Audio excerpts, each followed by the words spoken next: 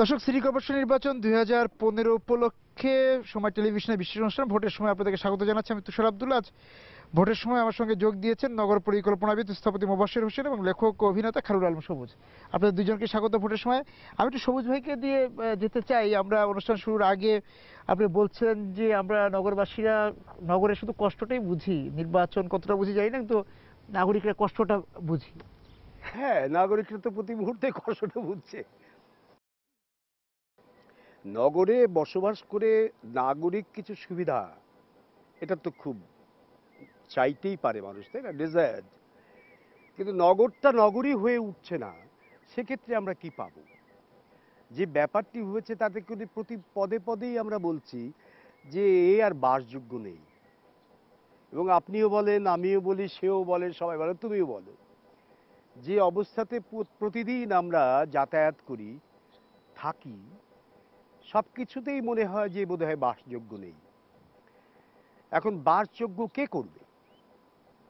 এই যে 15তে এখন কর্পোরেশনের ইলেকশন হচ্ছে, মনে হচ্ছে তো কেউ বোধহয় আসছে বাসযোগ্য করার জন্য। আপাতত এই আশাটা দিয়ে শুরু করি যে একটা সম্ভাবনা দেখা দিচ্ছে যে এই যে অবাসযোগ্য জায়গাটিকে বাসযোগ্য করার একটি প্রক্রিয়া শুরু হবে, কেউ না কেউ করবেন।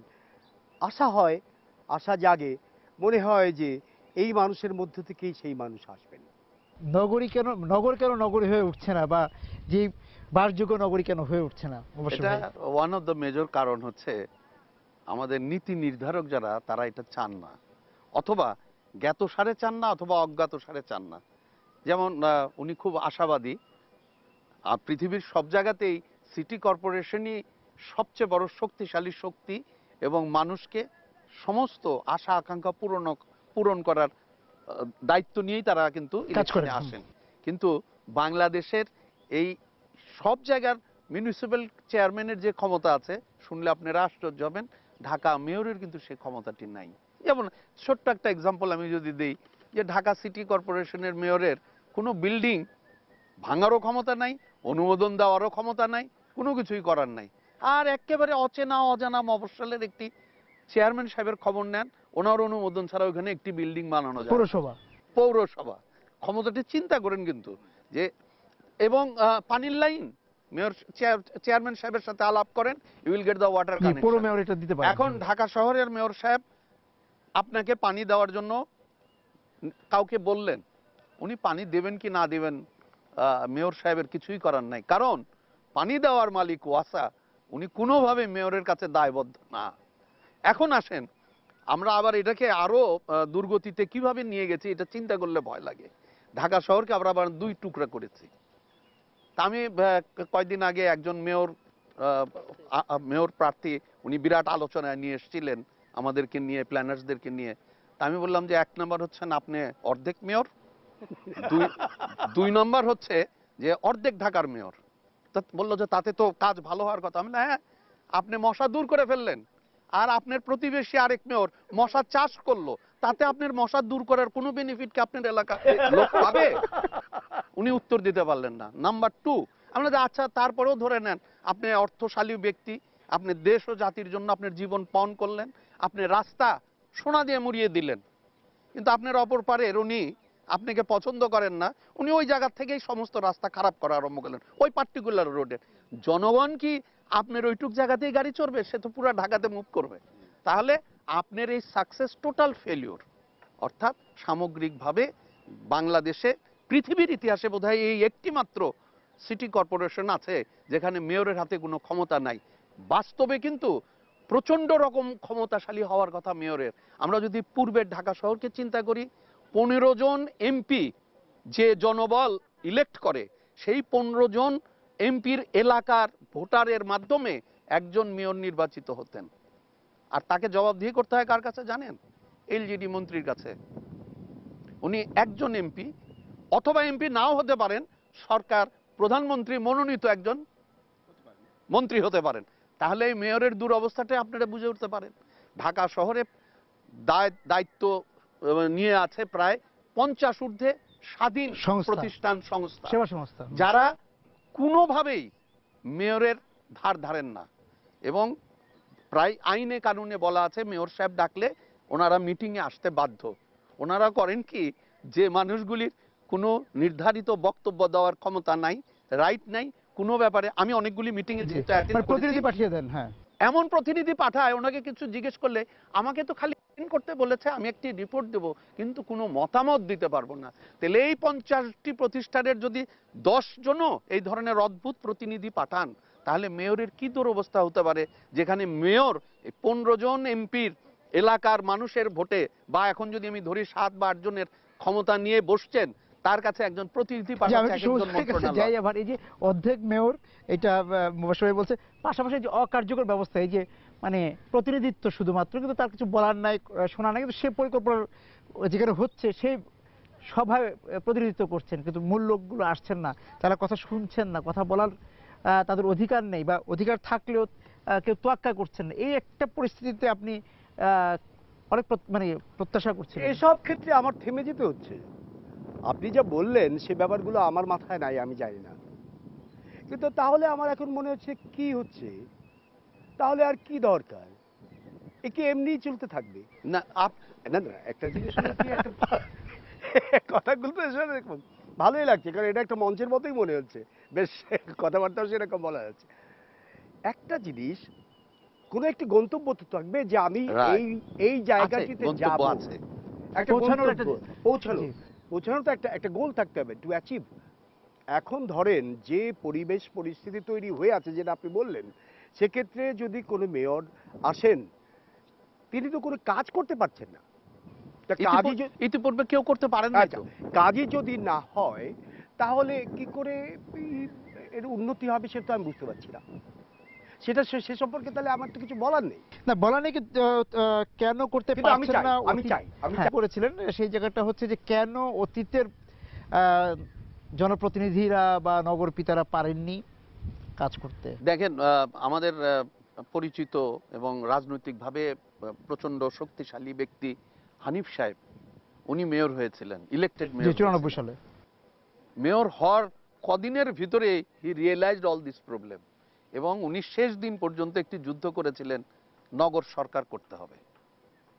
নগর সরকার অর্থাৎ হলো এই যে সমস্ত প্রতিষ্ঠানগুলি আছে এগুলিকে ভাঙার দরকার নাই, এর উপরে আলাদা একটি মেয়রকে কম্প্যাক্ট। মেয়রকে আমব্রেলা হিসেবে কাজ করে, মানে এভরিওয়ান রেসপন্সিবল টু মেয়র, কারণ মেয়র জনগণের প্রতিনিধি, এবং ঢাকা শহরের জন্য এই 50-60টি প্রতিষ্ঠান ঢাকা শহরবাসীর জন্যই তো কাজ করছে। তাহলে ঢাকা শহরবাসী একজনকে লিডার বানিয়ে দিয়েছে, তাহলে তার কথা মতোই তো চলতে হবে।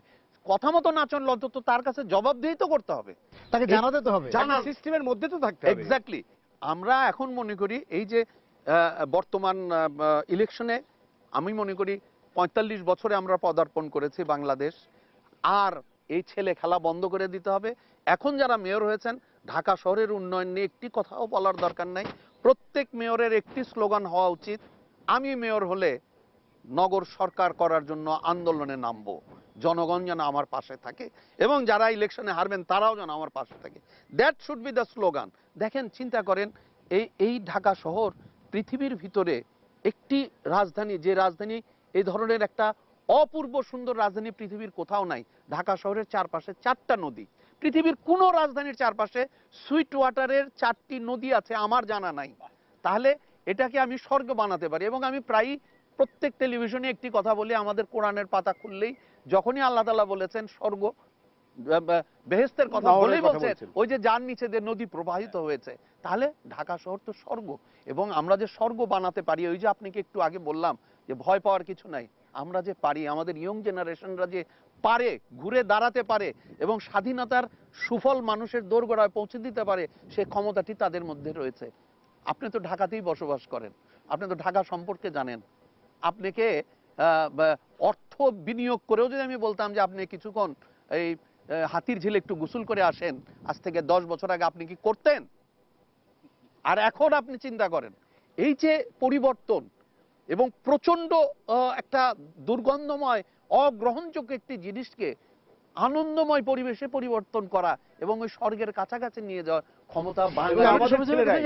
আমাদের ছেলেরা, আমি এই কথা তাহলে যে মোবাশ্বের ভাই যে বলছেন যে স্বর্গর সঙ্গে তুলনা করছেন ঢাকা শহরকে, আপনি এই যে ঢাকা শহরে বসবাস করছেন দীর্ঘদিন সময় ধরে, আপনি কি তাকে স্বর্গ হিসেবে না, আমি হয় কি টের পাচ্ছেন আমার যে স্বর্গে ভালোবাসার আছেন? শহর বলে আমি অনেক কিছু ছাড় দিই। আচ্ছা আচ্ছা ব্যাপারটা হয়েছে হুম। যে আমি ভালোবাসি, আচ্ছা, শহরকে ভালোবাসেন। এই যে আমার এই জায়গায় বহুকাল ধরে আমি আছি, সুতরাং এটাকে আমার নিজের ভালোবাসার শহর বলেই তো মনে করি। আমার জন্মের একটি শহর আছে, তারপরে এই ঢাকা শহর, এদেরকে আমি ভালোবাসি। তারপর আমার দেশটা তো ন্যাচারালি। কিন্তু একটা জিনিস, যে ভালোবাসলেই তো হবে না, ভালোবাসার ব্যাপারগুলো তো থাকতে হবে। হাঁটতে হাঁটতে প্রতি পদে পদে আমার এরকমই মনে হচ্ছে যে কি হলো, বিড়ম্বনার মুখোমুখি। হ্যাঁ, প্রতি মুহূর্তে। এবং অদ্ভুত জিনিসটা হলোই কোথাও কোনো সিস্টেম নেই এবং কোনো সিস্টেম কাজ করছে না। যেন সবগুলো সিস্টেমই কিছু কিছু মানুষের না মানার জন্য তৈরি হয়। এটা কিন্তু একটা সাংঘাতিক ব্যাপার, যে সিস্টেম হয় সবার জন্যে, কিন্তু কিছু কিছু মানুষ এই সিস্টেম মানতে চায় না। আবার তারা যখন ভাঙে তখন কেউ এসে জিজ্ঞেসও করে না যে আপনি এটা ভাঙলেন কেন। জবাবদিহিতাই তো বড় কথা। শাস্তি একটি ব্যাপার না? শাস্তি ছাড়া কখনো কোনো নিয়ম চলে? কোনো নিয়ম কখনো এস্টাবলিশড হয়েছে শাস্তি ছাড়া? আমাদের দেশে কোনো কিছুর যেন কোনো কিছুর শাস্তি নেই। কেউ যেন কোনো অপরাধ করেই কোনো রকম শাস্তি পাবে না, সেটা ধরেই নিয়েছে। ফলে অপরাধ বাড়তে থাকে। ফলে মানুষ নিয়ম মানতে পারে না, মানতে চায় না। মানুষের ভেতরে একটা জিনিস আছে, সে নিয়ম মানতে চায় না। কারণ আটঘাট কেমন কেমন লাগে না, আটো লাগে। এটা সারা পৃথিবীতেই কিন্তু একই মানুষ ঘটনা। চায় না, এনফোর্স না না করলে করলে কখনোই হবে না। হয় না। এনফোর্স কি করে করবে সেটাও তো একটা ব্যাপার আছে। যিনি করবেন তাকে ওটা করার জন্যই থাকতে হবে। তিনিও যদি স্ল্যাক থাকেন ওইরকম শহীদ যে কথা বলছিলেন সেই জায়গাতেই আমি আপনার কাছে জানতে চাই যে এই যে নাগরিককে নাগরিক করা, যে আপনি নাগরিক, এই বোর্ডটাকে জাগ্রত করে দিয়েছে দেখেন, কিনা কেউ? আমাদের বিভিন্ন সময় আমাদের পুলিশ বাহিনী এবং নেতা নেত্রীরা বলেন জনগণকে অ্যাওয়্যার করতে হবে, সচেতন করতে হবে। সচেতন করতে হবে। হ্যাঁ, সচেতনতার দরকার আছে। কিন্তু আমি একটি কথা আপনাকে জিজ্ঞেস করব, বাংলাদেশের যে কোনো একটি লোককে সিঙ্গাপুরে নিয়ে নামিয়ে দেন চোখ বন্ধ করে, চোখের পট্টি খুলে দেন, সে কি সিঙ্গাপুরে রাস্তার মাঝখান দিয়ে হাঁটবে? কখনোই কাগজ আসবে না। তুলে মারবে? জেব্রা ক্রস ছাড়া যাবে? তার মানে হি নোজ। এবং কিভাবে, এইখানে আমি আরো প্রমাণ দেব যে আমি প্রায়ই বলে থাকি, সব সময় বলে থাকি, আবার রিপিটেশন করছি, আমি প্রতিদিন প্রধানমন্ত্রীর সেক্রেটারিয়েটের সামনে থেকে ট্রাফিক আইন ভঙ্গ করা শিখি। ওখানে আমাকে লাল বাতিতে যেতে বলা হয়, তার মানে আমি লাল বাতি মানেই হলো আমাকে আইন ভঙ্গ করা ট্রেনিং দেওয়া হয় প্রধানমন্ত্রীর সেক্রেটারিয়েটের সামনে থেকে। এখন প্রশ্ন হচ্ছে যে আপনি বলবেন যে আপনি তো আইন কানুন জানেন না। আমি না, ঢাকার রিকশালা পর্যন্ত জানে। 100 গজ দূরে জাহাঙ্গীর গেট বলে একটি জায়গা আছে, ক্যান্টনমেন্ট। ওই এলাকাতে রিকশালা ঢোকার সাথে সাথে দেখবেন সানসেটের সাথে সাথে সে রিকশায় বাতি লাগাচ্ছে, গায়ে আবার রিকশার সিট খুলে একটা ড্রেস বার করছে, রিফ্লেক্টার। তাহলে ঘটনাটা কি? তার মানে he knows everything because that law implements there. এখন আসেন, আমাদের প্রায়ই একটি কথা বলা হয় যে অমুক জায়গায় আইন ভঙ্গ করলে পারে কঠোর শাস্তি দেওয়া হবে। কিছুদিন আগে আমাদের ঢাকার ট্রাফিক কমিশনার সাহেব বলেছিলেন ভিআইপি রোডে ট্রাফিক আইন ভঙ্গ করলে কঠোর শাস্তি দেওয়া হবে। আমার যতদূর মনে হয় ইন্ডিপেন্ডেন্ট বা ওনাদের টেলিভিশনে ওনার সাথে প্রোগ্রাম করতে যে বলেছিলাম, ভাই আপনি এই কথাটা বলেন না কেন যে ভিআইপি রোড ছাড়া বাংলাদেশের যে কোনো জায়গায় আপনারা ট্রাফিক আইন ভঙ্গ করলে আমরা কিছুই করিব না? এটার মানে তো তাই দাঁড়াচ্ছে। তাই তো দাঁড়াচ্ছে। আমি সবুজ ভাইকে দিয়ে শুরু করতে চাই। আমরা অনুষ্ঠান শুরু করার আগে দৃশ্য দূষণ নিয়ে কথা হচ্ছিল। হ্যাঁ, মোবাশ্বের ভাইও বলবেন, আপনি যদি শুরু করেন যে এই শহর ঘুরতে ঘুরতে আপনার চোখ খুব স্বস্তি পায় না। স্বস্তি পায় না, চোখ তো পায় না। চোখ পায় না বলে মনটা অস্থির হয়। হ্যাঁ, এই অহরহই হচ্ছে, প্রতি মুহূর্তেই হচ্ছে। খেপে যাচ্ছি, আবার ওই খেপামিটা নিজেই কমে যাচ্ছে। এই ঘটনাগুলো ঘটছে। এখন সাথে সাথে এবার এগুলোও চিন্তা করি যে কিভাবে এর থেকে পরিত্রাণ আসবে। কিন্তু আমি তো তাও এর মধ্যে নেই, আমার তো ক্ষেত্রটি ভিন্ন। কিন্তু আমাকে তো পোয়াতে হচ্ছে, এর তাপটা তো আমার যাচ্ছে। কিন্তু কে করবে তার অপেক্ষা করতে হচ্ছে। এখন বিশ্লেষণ করলে যেটা বোঝা যায়, আমি একটা জিনিস বুঝি, সেটা হলো গিয়ে মানুষকে যদি নিয়ম মানানো যায়, অথবা নিয়ম মানাতেই হবে এরকম একটি অবস্থায় যায়, তাহলে কিন্তু অসুবিধার কিছু নেই। একটি নিয়ম তৈরি হয় মানার জন্যে, এবং সেই নিয়মটি মানলে পরে একটি সুশৃঙ্খলতা আসবে। এইটা মাথার মধ্যে যদি থাকে তাহলে তো অসুবিধা নেই। এক্ষেত্রে কতগুলো জিনিস আছে, যারা এই নগরে বসবাস করেন তারা কতটুকু সজাগ, তারা কতটুকু অন্যের ব্যাপারে সজাগ, এইটা আমার সন্দেহ আছে। পাশের আমার লোকটির ব্যাপারে সজাগ হন। এক্স্যাক্টলি আমার যেটা মনে হয় সেটা ইদানিং আমি বলছিও, এবং আমার ভেতরে কোত্থেকে যেন এরকম ব্যাপারটি ইদানিং হচ্ছে যে আই এম 5, আমি একটি মানুষ, আমি আমি 5 জন। আমার কাছে মনে হয় যে আমি 5 জন, কারণ আমাকে নিয়ে আরো 4 জন আমার চারপাশে আছে। এখন একটি কল্যাণমুখী সমাজ, একটি চমৎকার মানুষ বসবাস করবে সেরকম একটি সমাজের প্রতিটি মানুষের চারপাশে 4 জন আছে, এইটা তাকে সজাগ থাকতে হবে, এবং এই 4 জনের দায়িত্ব তার। প্রতিটি মানুষ যদি এই দায়িত্বটি বোঝে, তাহলে কিন্তু ওয়েলফেয়ারের ব্যাপারটি এনশিওর্ড হয়, এবং আমি এর ভালো করব, এবং আমার যতটুকু ভালো হবে তারও ততটুকু হবে, কারণ যেহেতু তারা চারপাশে আমার ডাইনে আছে, বায়ে আছে, সামনে আছে, পেছনে আছে, আমি 5 জন। এই হিসাবটা কিন্তু মাথায় রাখা দরকার। এবং শিক্ষা যদি ঠিকমতো হয় আর এইটা যদি তাকে বোঝানো যায়, তাহলে আমার মনে হয় অসুবিধা হয় না। এবং যেই নিয়মে মানুষ চলবে এবং যে নিয়ম মানার জন্য মানুষকে বলা হবে সেইটা তারা করবে, এবং যেই শাস্তিটা দেয়া হবে সেখানে কোনোভাবেই স্ল্যাক করা যাবে না। আমি এই জায়গায় মবাশির ভাইয়ের কাছে যাচ্ছি যে মানে আমি একজন না, আমি 5 জন না, সেটা একটা মানে চিন্তার জায়গা থাকতে হবে। পাশাপাশি এই যে আইনের কথা বললেন, নিয়মের কথা, সেটা তো সর্বজনীন হওয়া যায় না, সবার হওয়া উচিত। সেই জায়গাও তো আমাদের একটা ঘাটতি রয়ে গিয়েছে। না, সবুজ ভাই বড় সুন্দর কথা বলেছে যে একজন মানুষ 5 জন এককভাবে এককভাবে, হ্যাঁ। কখনোই কোনো জিনিস উপভোগ করতে পারে না। অর্থাৎ you need a surrounding area. সবাইকে নিয়ে আমরা যেটা সুন্দরভাবে আর্কিটেকচারের পয়েন্টে বলি যে হঠাৎ কথা নাই বার্তা নাই, বস্তির ভিতরে আমি একটা সুন্দর দালান বানানো, আমি কি সুখে শান্তিতে ওখানে থাকতে পারবো? থাকবেন না। আমি যদি ওই বস্তিবাসীকে আমার সমপর্যায়ে মানসিকভাবে উন্নত করতে না পারি, তাহলে কিন্তু আমার ওই আনন্দ উপভোগ করার কোনো সুযোগ নাই। এখন আমরা কি করব? আমরা তো অনেক কিছু করতে পারি, এবং আমি প্রচন্ড রকম আশাবাদী, যেরকম হাতির ঝিল নিয়ে বললাম, আবার পাশাপাশি আমি আপনাকে সিঙ্গাপুর নিয়ে আমরা প্রায়ই তুলনা করে থাকি। সিঙ্গাপুরের একদম প্রথম দিকে যখন অ্যাপার্টমেন্ট দেওয়া হয়, সেই অ্যাপার্টমেন্টে লিফট গুলির ভিতরে এক সময় সরকারকে বাধ্য হয়ে লিখতে হলো, this lift is equipped with urine detector. অর্থাৎ সেই 72-73-এর সিঙ্গাপুর বাসীরা, পুরুষ ওখানে মহিলা ছেলে মেয়েরা সুযোগ পেলে এই লিফটের ভিতরে পায়খানা পেশাব করত। আমাদের দেশে অত নিচে নামে নাই মানুষ, কিন্তু আজকের সিঙ্গাপুরের কোনো বাসিন্দা এই কথাটা বিশ্বাস করতে পারে না। But as a museum piece that is remaining there. অর্থাৎ মানুষকে ঘুরিয়ে আনা যায়। আমরা যদি বাড়ির পাশের পশ্চিমবঙ্গকে নিয়ে চিন্তা করি, পশ্চিমবঙ্গের অবস্থা বাংলাদেশ থেকে অনেক অনেক খারাপ ছিল। আজকে পশ্চিমবঙ্গে যাবেন, সেই অবস্থা নেই। সেই অবস্থা নাই। শুধু না, একটি তথ্য দেই, যেহেতু আমি কয়েকদিন আগে ঘুরে এসেছি, পশ্চিমবঙ্গের কলকাতার এয়ারপোর্টটি সাউথ ইস্ট এশিয়ার বেস্ট এয়ারপোর্ট হিসাবে অ্যাওয়ার্ড পেয়েছে। Just imagine it. তো আমরা চাইলে ওদের চেয়ে বেশি ঘুরে দাঁড়াতে পারি, কারণ বাঙালিরা একটি সত্তায় বিশ্বাসী, একটি কালচার, অলমোস্ট একটি রিলিজিয়ান। অর্থাৎ টেকনাফ থেকে তেঁতুলিয়া পর্যন্ত প্রত্যেকটা মানুষের ভিতরে আত্মীয়তার বন্ধন রয়ে গেছে। আমাদেরকে ঘুরে দাঁড়ানোর সবচেয়ে সহজ এবং একটি ভাষা, কিন্তু একটি ভাষা। সবচেয়ে বড় জিনিস হচ্ছে একটি ভাষা। আমরা চাইলেই কিন্তু ঘুরে দাঁড়াতে পারি। আমাদের ঘুরে দাঁড়ানোর জন্য কতগুলি ব্যবস্থা নিতে হবে। সরকারকে প্রয়োজনীয় ব্যবস্থা নিতে হবে, আইনের শাসন সবার বেলা প্রয়োগ করতে হবে, মানুষের জন্য সমান।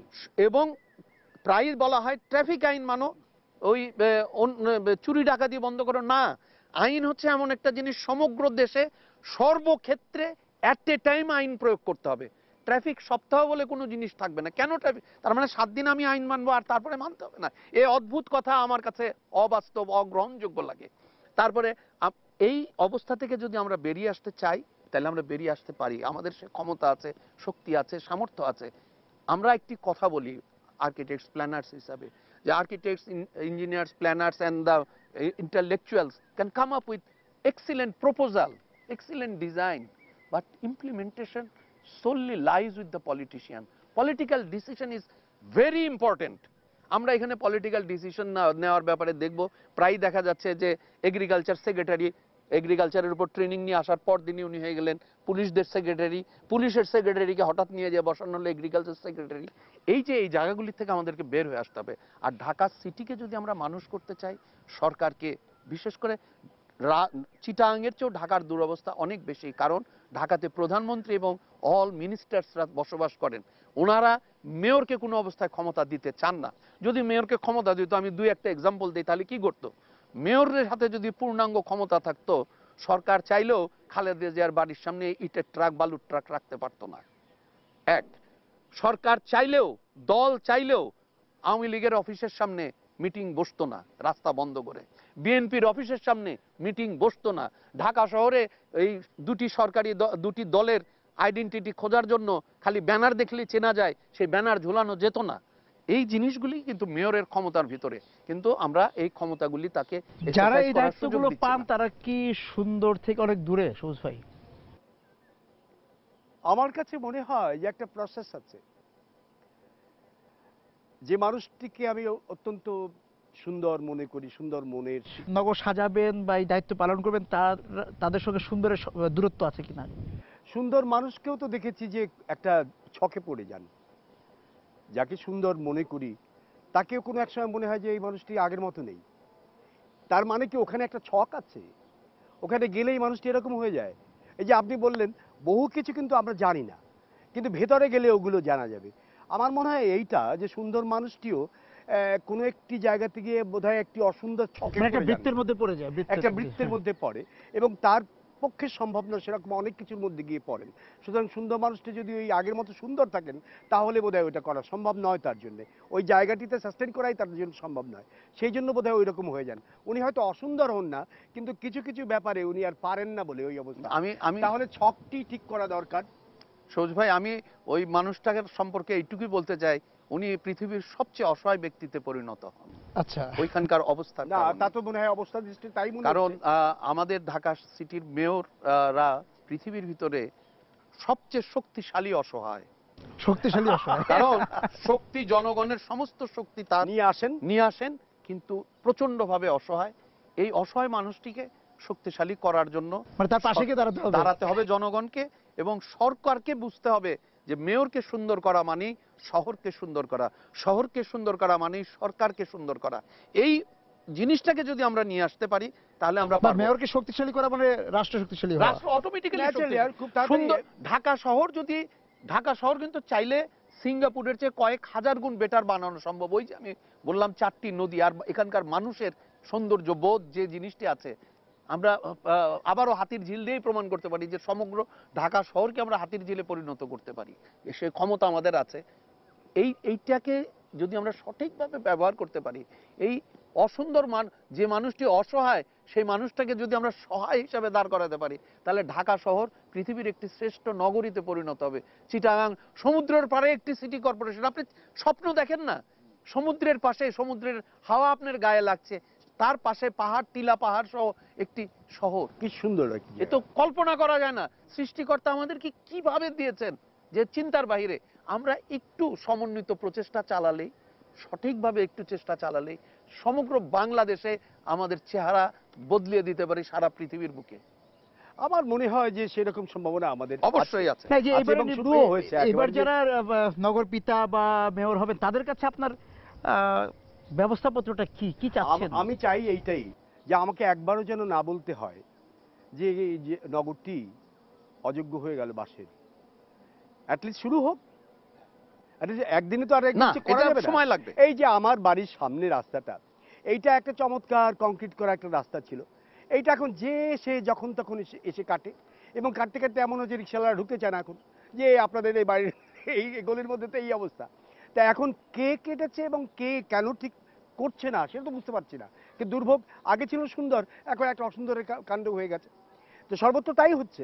এই যে বারবার একটা রাস্তার উপর অপারেশন হয়, এইটা সম্পর্কে আপনি কিছু বলেন? দেখেন, অস্ত্রোপচার। এই অস্ত্রোপচারের ওয়ান অফ দ্য মেজর কারণ হলো বিভিন্ন প্রতিষ্ঠান সম্পূর্ণ স্বাধীন।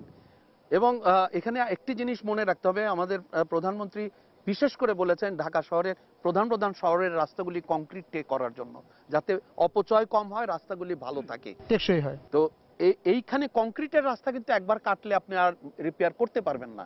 তো এইখানে আমরা এই 3-4টি প্রতিষ্ঠানের সমন্বয়হীনতাকে আমরা সমন্বয়ের ভিতরে আনতে চাই। মেয়রের ক্ষমতার ভিতরে এই সেবাদান প্রতিষ্ঠানগুলোকে নিয়ে আসা, জবাবদিহি করা। আরেকটি জিনিস আমরা এই রাস্তার কারণে আপনাকে বলতে চাচ্ছি, আমাদের শেরেবাংলা নগরে পাকিস্তানি আমল থেকেই টেলিফোনের কেবলের জন্য আলাদা আন্ডারগ্রাউন্ড টানেল রয়ে ভূগর্ভস্থ। গেছে। আপনি কখনোই ওখানে রাস্তা কেটে টেলিফোন কেবল সরাতে দেখবেন না। So we have that system. আমরা এখন চাই ঢাকা শহরের সমস্ত রাস্তার ভিতরে সার্ভিস টানেল একটি করে দেওয়া, যেখানে গ্যাস, ইলেকট্রিসিটি, পানি সবকিছু লাইন ইজিলি মুভ আমাদের করানো যাবে। শেষের দিকে আমরা আশা করি এই মহাশয় ভাই, জিনিসটি করতে পারলে আমরা ফিরে দাঁড়াতে পারবো। মহাশয় ভাই, আমি সবুজ ভাইকে জিজ্ঞেস করছি এবং আপনার কাছে আসবে যে একদম ওয়ার্ডের যে প্রতিনিধি, জনপ্রতিনিধি, তার সঙ্গে আপনার সম্পর্কটা কি চান আপনি?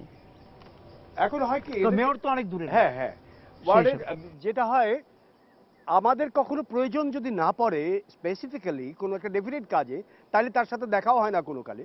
ওনাকে হয়তো ইলেকশনের আগে একবার দেখতে পারি, উনি আসেন, বা আমি জানতে পারি যে ওই ভদ্রলোক এবার কাউন্সিলর হয়েছেন। কাউন্সিলর হিসেবে দাঁড়িয়েছেন অথবা হয়েছেন, এই পর্যন্তই, এর চেয়ে বেশি হয় না, কিন্তু সেরকম সুযোগও হয় না।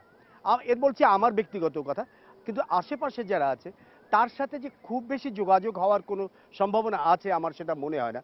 কিন্তু উনি তো ওই ওয়ার্ডেরই রিপ্রেজেন্টেটিভ, তার সাথে একটা যোগাযোগ থাকাটাও উচিত। অ্যাটলিস্ট সবাই যদি না পারে, তারও বিভিন্ন সময় এরকম কিছু অ্যারেঞ্জ করা উচিত যে আপনারা আসেন, একটু কথাবার্তা বলি, এরকম বলে, বা আস্তে আস্তে আস্তে আস্তে এই জিনিসগুলো যদি অভ্যাসের মধ্যে ঢুকে যায়, ডেভেলপ করে, তাহলে কিন্তু যেই ওয়ার্ডটা নিয়ে উনি আছেন সেই ওয়ার্ডের প্রতিটি মানুষকেই উনি চিনতে পারেন। জি মহাশয় ভাই, এই বিষয়ে আমি ওনার সাথে একমত। জি। আমি যেটা মেয়র সাহেবদেরকে অনুরোধ করেছি যে আপনারা একটি কাজ করেন, এই ওয়ার্ডে যারা কাউন্সিলর হবেন তাদের ভিতরে প্রতি বছরের একটি কম্পিটিশন করেন। কারণ মূলত ওয়ার্ডের যারা কাউন্সিলর হন তাদের কাছে আমাদের সবচেয়ে বড় চাহিদা হচ্ছে পরিচ্ছন্নতা, পরিচ্ছন্নতা, এবং ওই যে আপনার রাস্তাটা যেন রিপেয়ার হয়, আপনি দৌড়াবেন না, উনি দৌড়িয়ে যেন রাস্তাটা ঠিক ঠিক করতে করে পারেন। দেন। এই কাজগুলিতে যে ওয়ার্ড কমিশনার সবচেয়ে বেশি জনগণের ভোটে অ্যাওয়ার্ড তৎপর থাকবেন বা তৎপর হ্যাঁ, থাকবেন, তাকে যেন প্রতি বছর অ্যাওয়ার্ড দেওয়া হয় অনুষ্ঠানের মাধ্যমে। ইনসেন্টিভের এই ব্যাপারটি খুব incentive জোর, হ্যাঁ। এবং এই কম্পিটিশন মানুষকে কিন্তু অনেক উপরে নিয়ে যায়। আমি যেটা মনে করি ইউনিয়ন পরিষদের ক্ষেত্রে আছে, শ্রেষ্ঠ চেয়ারম্যান। ওই রকমই একটি, আমি মনে করি এই ঢাকা শহর, চিটাগাঙে এই জিনিসগুলি আমাদের করা দরকার। মানে দায়িত্ব যখন চাপাবো, সাথে একটু ইনসেন্টিভ অবশ্যই দিতে হবে, স্বীকৃতির সম্মান বিষয় দিতে আছে। হবে। স্বীকৃতির ব্যাপার, সম্মান হ্যাঁ, সম্মান দিতে হবে। সম্মান দিতে আপনাদের হবে। দুজনকে ধন্যবাদ আজকে ভোটের সময় আমাদের সঙ্গে যোগ দেওয়ার জন্য। দর্শক যারা ছিলেন ভোটের সময় আজকে আমাদের সঙ্গে এই আলোচনা, আপনাদেরকে ধন্যবাদ জানিয়ে শেষ করছি আজকের ভোটের সময়। দেখা হবে আগামী দিন। আপনি সুন্দর থাকুন এবং আপনার শহরও সুন্দর থাকুন।